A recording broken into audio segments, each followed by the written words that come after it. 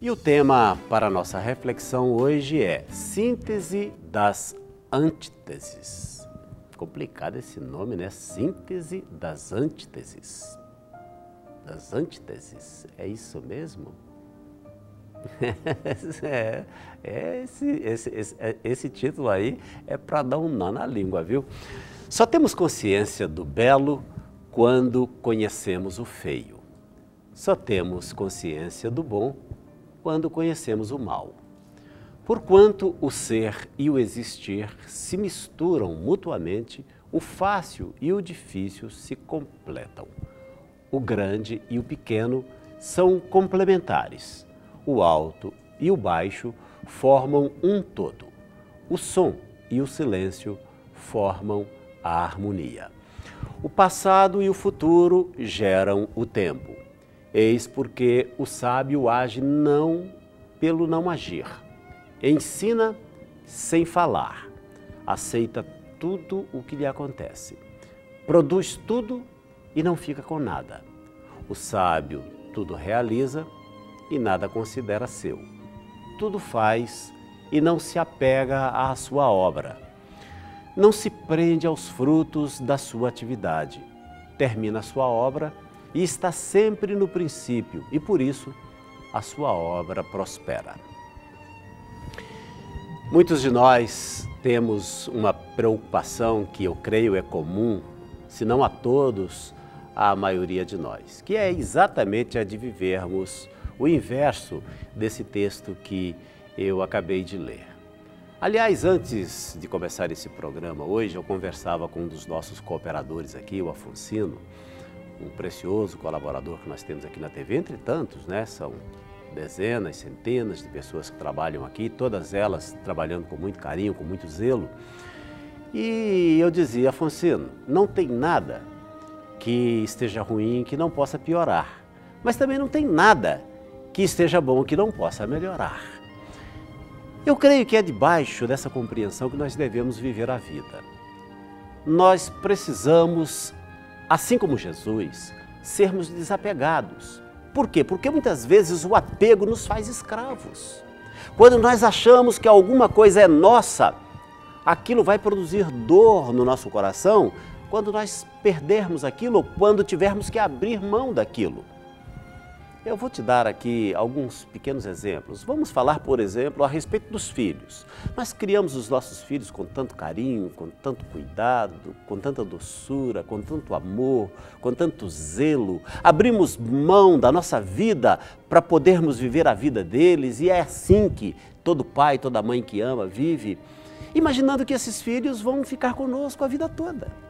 E chega um determinado momento onde, de repente, no caso daqueles que têm filhas, como é o meu caso, tenho 2 filhas e tenho um filho, o caçula, que ainda está solteiro, mas, de repente, as nossas filhas crescem, aparece lá um rapaz, leva uma conversa com elas, elas gostam da prosa, começam a namorar, daqui a pouco estão noivando, se casando e fazendo o seu caminho.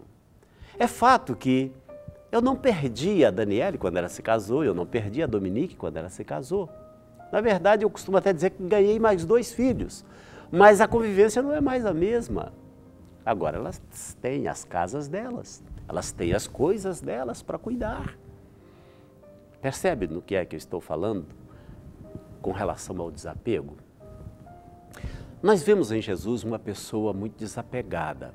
Jesus conseguiu estabelecer um nível de relacionamento com todos os discípulos de tal forma que, embora existissem alguns que, de certa forma, se aproximavam muito dele e buscavam estar muito próximos dele, Jesus trabalhava para que todos pudessem ter um mesmo sentimento de amor por parte dele. A Bíblia diz que João reclinava a cabeça no peito de Jesus. Mas isso não fazia com que Jesus amasse mais a João do que a Pedro, por exemplo. Que a Bíblia não mostra nenhum texto dizendo que Pedro reclinava a cabeça no ombro de Jesus. Mas será que Jesus amava menos Judas Iscariotes porque ele o traiu? Também não. É desse desapego que eu estou te falando. E é desse desapego que produz esse amor que é capaz de amar incondicionalmente. Eu creio que Jesus amava intensamente a João, que reclinava a cabeça no seu peito. Amava intensamente a Pedro, com toda a sua forma de ser. E amava também a Judas, embora o tenha traído. O considerava amigo. Eu vou fazer uma pergunta para você e me responda sinceramente. Se você é empresário, aliás, eu já fiz essa pergunta aqui no programa tempos atrás. Se você é empresário, tem lá os seus negócios, você confiaria a tesouraria da sua empresa, o caixa da sua empresa, a administração financeira da sua empresa a um ladrão? Você vai me dizer, claro que não, né, Vanderlei? Está pensando o quê? Eu vou botar os meus recursos na mão de um ladrão? Pois bem, Jesus fez isso. Quem era o tesoureiro do grupo de Jesus era Judas. A Bíblia diz que era ele quem tinha a bolsa. Jesus entregou a ele. Agora, será que Jesus não sabia que Judas ia dar no que deu, ia fazer o que fez? Claro que sabia. Claro que sabia. Mas isso mostra o desapego de Jesus. E eu quero crer que para vivermos uma vida tranquila, sem muito estresse, porque eu acredito que até sem estresse algum é um pouco difícil, né? Porque sempre surge uma ou outra situação que vem produzir estresse no nosso coração, mas para que vivamos uma vida mais leve, eu diria mais light, mais soft, é preciso que a gente aprenda o desapego. E por que é que eu disse aprenda? É porque nós temos uma tendência natural ao apego. Nós nos apegamos às coisas de tal maneira que nós não queremos largar aquilo de forma alguma. Já falei isso aqui também e vou repetir. Aí na sua casa, você deve ter um ferro elétrico que queimou, não tem? Que está encostado num cantinho aí, não está? Não tem? Você deve ter concordado, tem sim, tem um ferro elétrico em casa que queimou. Por que você está com esse ferro elétrico guardado se ele não presta para mais nada? E se você for comprar um novo, vai custar mais barato do que custa consertá-lo. É por causa do apego.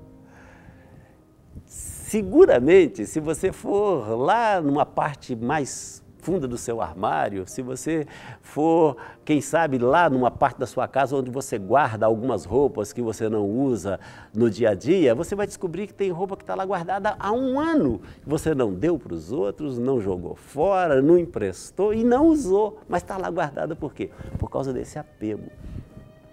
Ao dizer isso, na verdade, eu não estou querendo botar nenhum peso sobre seus ombros, não, porque eu padeço do mesmo mal.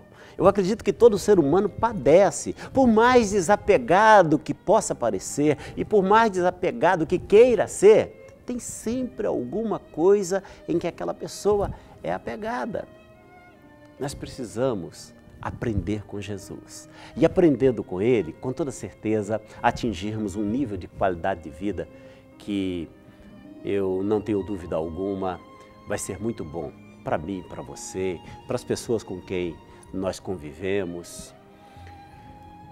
E essas coisas, elas se aprendem. Muitas vezes a pessoa imagina que ela vai nascer sabendo. Não, são coisas que na prática, no dia a dia, nós vamos aprendendo. Aprendendo, por exemplo, a dividir o pedaço de pão com alguém. Olha, se tem uma figura que para mim é uma figura exemplo e muito parecida com Jesus, é a figura de mãe. Por que é que eu estou dizendo isso? Eu nasci numa família muito pobre, paupérrima, muito pobre. Eu já contei a minha história algumas vezes aqui, ou o resumo da minha história algumas vezes aqui. Sou filho de uma família que já houve dia na minha casa e que nós não tínhamos o que comer, por exemplo.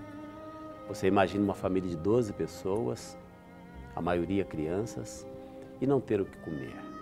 É muito difícil. E só quem um dia não teve o que comer vai saber valorizar cada migalha de pão que cai sobre a mesa. Você só aprenderá a importância das coisas, infelizmente, depois de tê-las perdido. Mas antes que perca, aprenda a valorizar. Antes que venha a necessidade, aprenda a ser grato a Deus por aquele punhadinho, por aquele pouquinho que você tem. Não à toa, o Senhor na sua palavra diz, seja fiel no pouco e sobre o muito eu te colocarei. Seja grato no pouco, seja contente no pouco. Deus poderá te levar para o muito, para a abundância. Mas voltando lá à história que eu contava na minha casa, eu muitas vezes vi mamãe deixar de comer um pedacinho de doce, um pedacinho de carne, para que um de nós pudéssemos comer. Eu vi isso muitas vezes. Eu sabia que ela queria. Eu sabia que era o doce preferido dela. Minha mãe gostava demais de queijo. Eu já vi a minha mãe deixar de comer um pedaço de queijo para poder permitir que um de nós, um dos filhos, pudesse comer. Ou aquele que chegasse mais tarde do trabalho, como era o meu caso. Às vezes fazia uma galinha, era tanta gente que mal dava um pedacinho para cada um. E às vezes a mamãe sacrificava um pedacinho dela em favor de um de nós. Isso é desapego. Por isso é que eu disse que mãe, nesse aspecto, se parece muito com Jesus. Jesus era essa pessoa desapegada e preocupada também com o outro. Lembra-se do milagre dos pães e dos peixes? Depois de falar para a multidão, depois de 3 dias ali, Jesus volta-se para os discípulos e diz, olha, essa multidão não pode voltar para casa com fome, eles vão cair pelo caminho, vão cair de fome. Tem alguma coisa aí para dar a eles de comer? Não tem nada, Senhor. Nada, absolutamente nada. Mas Jesus encontrou no meio daquela multidão um menino desapegado. Eles disseram, olha, tem um moço aí que ele tem 5 pães e 2 peixinhos. E Jesus então pediu aqueles pães e aqueles peixes. Aquele menino desapegado entregou tudo que ele tinha, aqueles pães e aqueles peixes. Jesus toma os pães e os peixes e você conhece a história.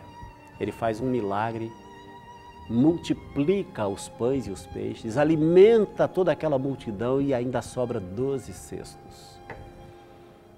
Aqueles pães e aqueles peixes, se continuassem na mão daquele menino, seriam apenas aqueles 5 pães e 2 peixes. Mas quando ele transferiu para as mãos de Jesus, houve uma multiplicação. E muitas vezes o desapego pode nos levar a essa experiência. Quando nós nos desapegamos e principalmente confiamos em Deus, Ele pode tomar o pouco que temos e fazer desse pouco uma multiplicação.